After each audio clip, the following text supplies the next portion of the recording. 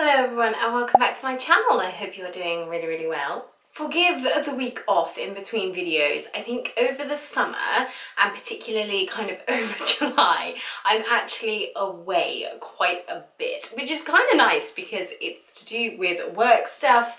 So things are coming back, which is so good. Me and this gal over here actually had our first post-pandemic, during pandemic, not quite sure where we're at now, audition the other day, and it went okay, so we're feeling good. But do forgive me if videos are a little here, there and everywhere over the next few weeks. Today's video is going to be another sort of at your first video.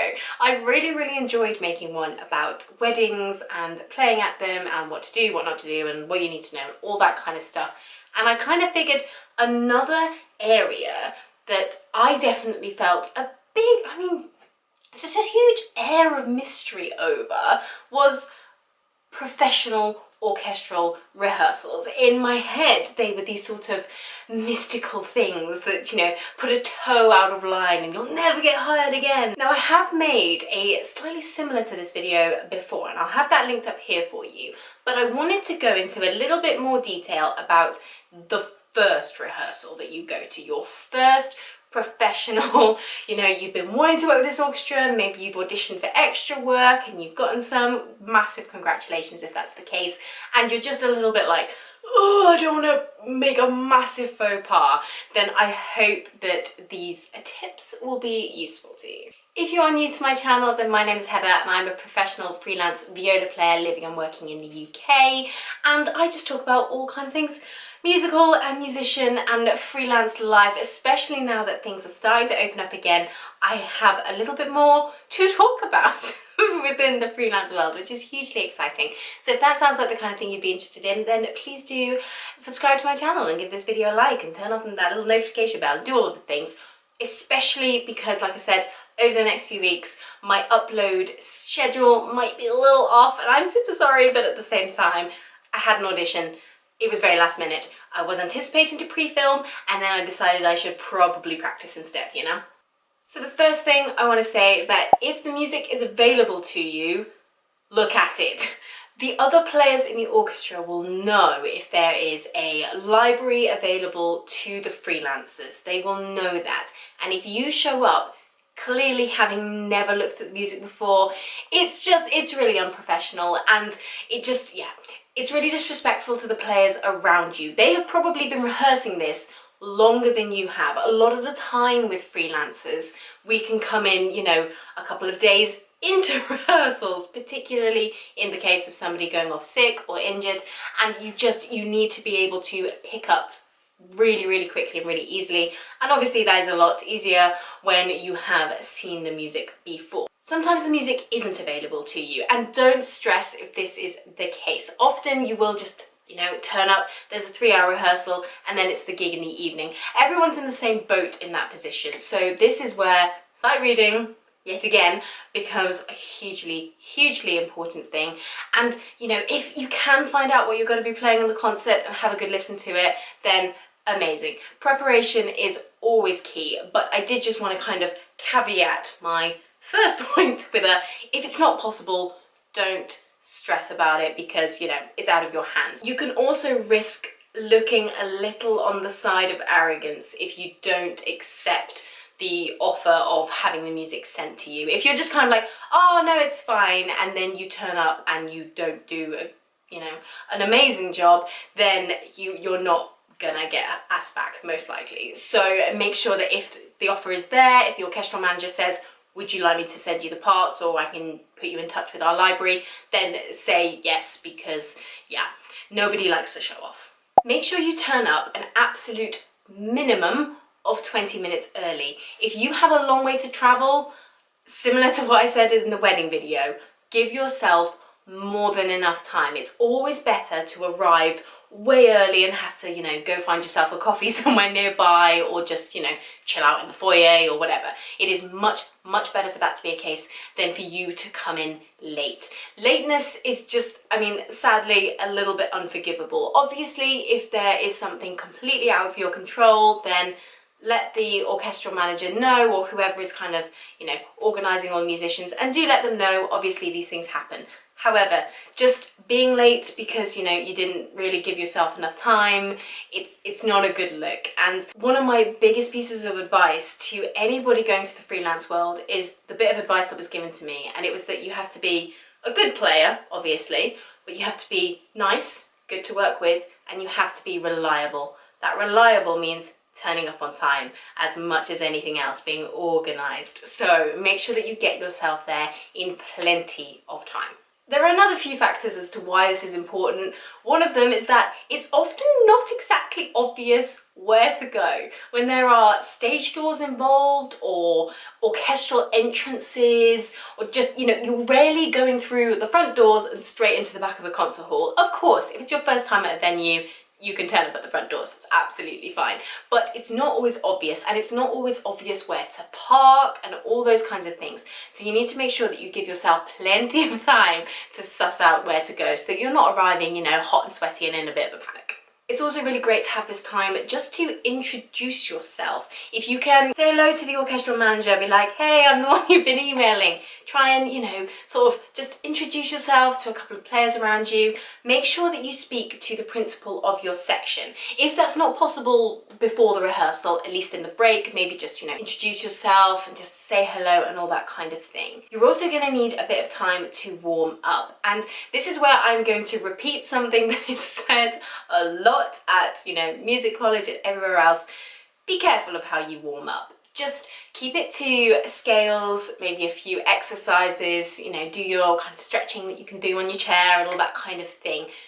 Do not crack out anything fast or impressive sounding, okay? Now is not the time, and it is a bit of a faux pas in an orchestral setting, okay? Nobody's there to listen to your concerto or the most difficult bit in the music. If you do want to have a bit of a go at that, just, you know, do it without the bow, just kind of place your fingers through, and then you'll have got it sort of a little bit of a practice down without distracting everybody around you. Remember, people are like sort of chatting and catching up on what's happened over the weekend and all of that. They don't really want to, hear your concerto. So just keep your warm-up nice and simple but effective. Do what you need to do, but just, be respectful of the fact that there are other people around you and you're not auditioning in that moment. You got the job, you can chill for a minute.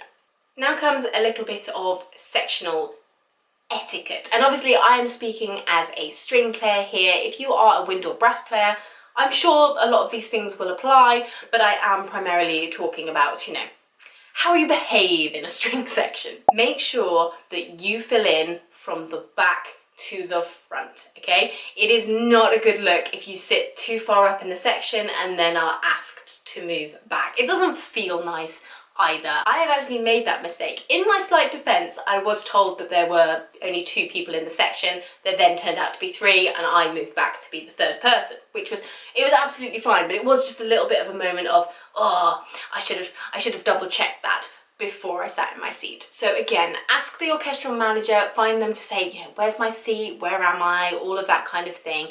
And then once you get there, if there is a little bit of shifting around or whatever, just go with it, do as you're told, and just kind of, you know, sit in your seat and get on with it, because there can just be, like I said, it's not a good look. If you put yourself right forward in the section, you are there as a newbie, as a freelancer, you're not part of the orchestra permanently. So back to front, always.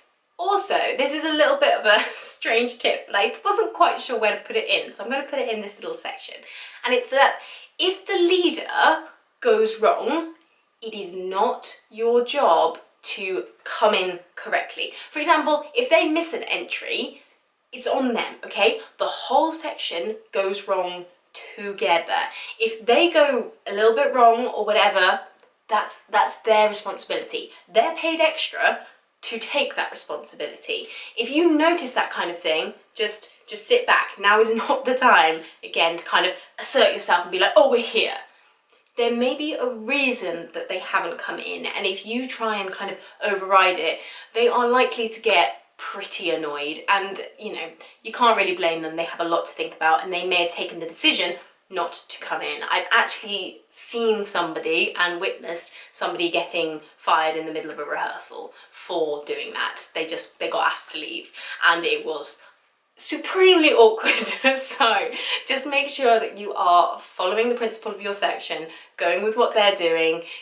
Don't start leading from the back, even if you're right. In fact, especially if you're right. I will always have a little section just titled Be Professional, but it is slightly situational dependent. And in this particular instance, I'm talking about if things get a little bit frustrating, don't let it show too much. Even if the players around you are getting audibly or visibly frustrated, just kind of sit there, you can always kind of smile and nod and, quietly agree, but don't start vocalizing the fact that you're frustrated or annoyed. This can often happen when things like bowings are being changed a lot, and maybe the principal keeps changing things and keeps changing their minds. Like, that's annoying, and it's annoying for the whole section because then they have to go in and change all the bowings again, and then it changes again the next time you play it. That's frustrating. But again, that's on the principal. That's their, their mistake, their problem. They should have finalized the bowings as much as possible pre-rehearsal. But try not to get too involved with any kind of back talking or, whispering going on. Obviously, don't just completely blank it, but just try not to participate too much, because again, it's just not a good look, and it's something that the whole orchestra can see. So, it's quite a visible thing. So just make sure that you're being professional and polite, even when things get annoying, because they do. I mean, it's fairly frequent occurrence. Coffee and tea. It might be a bit weird to have a whole segment about this in an orchestral rehearsal video, but bear with me. I always recommend that you don't walk into the rehearsal coffee in hand the first time. Obviously you can walk into the green room coffee in hand, no problem with that at all, but don't walk onto stage with it. Some concert halls don't actually allow you to take hot drinks on stage, so again, you might get kind of stopped at stage door, and that's a little bit of an awkward moment. And some orchestras just find it a little bit unprofessional, and it's a little bit frowned upon. So, but then others are completely fine with it. The leader of the section is swigging away on their Starbucks, and it's absolutely fine. But just don't, for the first rehearsal, gauge what the vibe is, what are other people doing, note the regular players, how are they behaving, and then you can gauge it from there. Just again, it can look a little bit unprofessional if you're the only one with a coffee cup. It can also come across just a little bit overly casual, particularly if you're taking drinks, whilst it's actually, everything's going on. Maybe you've got a few bars rest and you're just sneaking a quick sip of your coffee, mid-rehearsal. Like I said, in some situations that will be absolutely fine. In others, it won't be. So just err on the side of caution for the first rehearsal. Also, when it comes to teas and coffees, always be the person to offer to buy somebody a tea or a coffee in the break. Number one, it's just a nice thing to do. Number two, it gives you an opportunity to chat to them a little bit more. I always offer to buy my desk partner a drink, particularly if I don't know them, because, like I said, it gives you an opportunity to chat to them a little bit more, ask a few questions about the orchestra, ask a few questions, about them, what do they do, where are they playing, are they a freelancer as well, are they part of the orchestra, all that kind of stuff. It just allows you to have a little bit more of a conversation, and it makes an excellent impression. Everyone loves being bought a drink. None of us can deny that. So just, it's another way of just being friendly and being approachable and just being nice.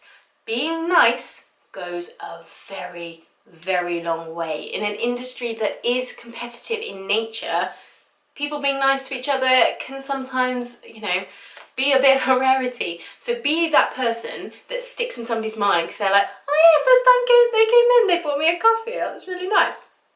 They're much more likely to want to sit next to you again.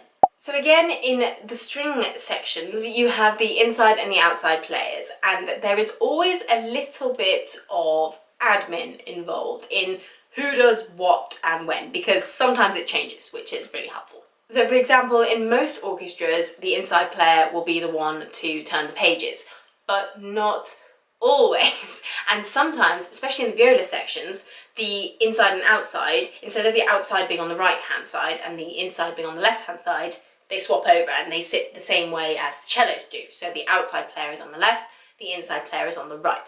These are all just questions to quickly ask your desk partner or the person, you know, sat near you. Just say, hey, how do you guys, you know, divide all this up? You know, who generally does what? Because orchestras just have their own ways of doing things, and often, you know, they may not realise it's weird, but, you know, it kind of is. Another really good thing to ask in regards to this is, how do they divide up chords? Because most of the time in a string section, each person will only play one note of the chord, but, you know, obviously that needs to be divided up. This is something that I discovered through experience when the guy who I was sat on the outside of the desk, and then the guy on the inside of the next desk, who was a regular player of the orchestra, was like, what note are you playing? And I was like, the top one. And I was just, you know, because I'd gone through the players and I was like, oh, I think we're dividing it, you know, 1 2 3 1 2 3, you know, and so on. But they actually did it differently, so that the back two desks both played just the bottom two notes. So they are the only orchestra I've come across so far that divide things up that way. But the matter of the fact is that they divide it up that way, and there was actually, it was a bit of a sort of, all right, okay, moment between me and him. Now, obviously, I have worked with this orchestra since, so it did not get me fired in any way, shape, or form. But it was just a bit of an awkward moment that, if I'd asked the question, could have been avoided. So yeah, just ask around. It doesn't look ignorant. It shows that you know what you're doing a little bit and that you care to get it right, which is always a good thing.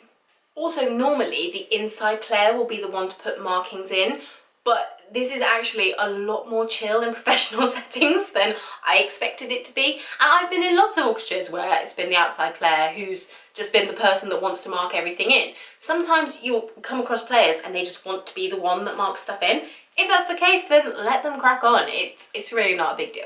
And finally, if appropriate, introduce yourself to the leader of the whole orchestra, but only if there's a natural moment. For example, if you're in the same dressing room, if it's quite a communal green room, and they kind of walk near you, or maybe they sort of, you know, nod at you, whatever, then introduce yourself in that moment. Don't force it, however, and do not go up to them at the end of the rehearsal whilst you're still on stage. Chances are they're still in work mode, they're probably sorting something out. But if behind the stage, you know, or again, in the tea and coffee break, if you end up next to them in the queue, introduce yourself, say hello. They will have probably noticed that there's a new face in the orchestra.